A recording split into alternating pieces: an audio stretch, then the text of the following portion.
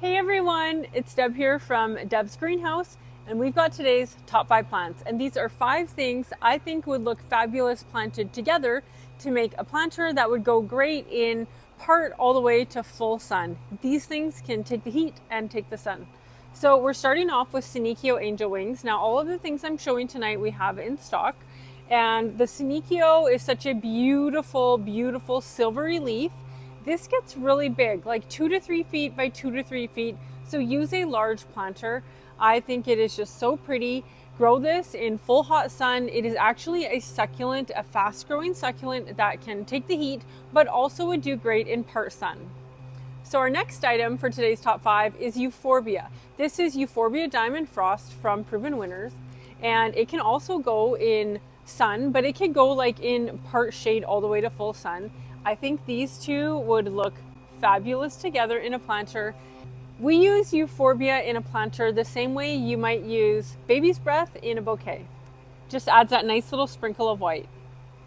Our third item for today's top 5 is a Nemesia. Now this Nemesia is called Nesia Banana Swirl, and it just has the prettiest, softest pink and yellow flowers just starting to bloom. We cut these back on the Monday after Mother's Day, and they were just like one stem. They have so many branches.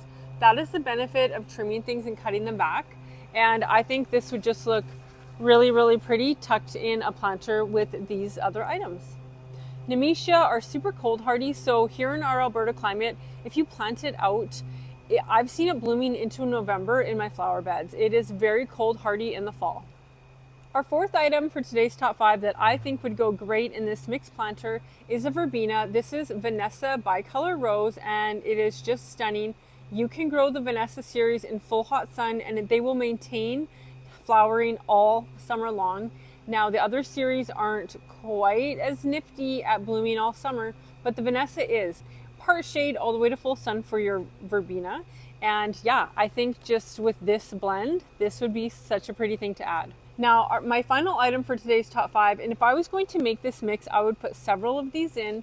This is one of our double flowering petunias. Look at how beautiful this is. This is the difference between pinching and not pinching one of your petunias. It has so many branches. It is absolutely gorgeous.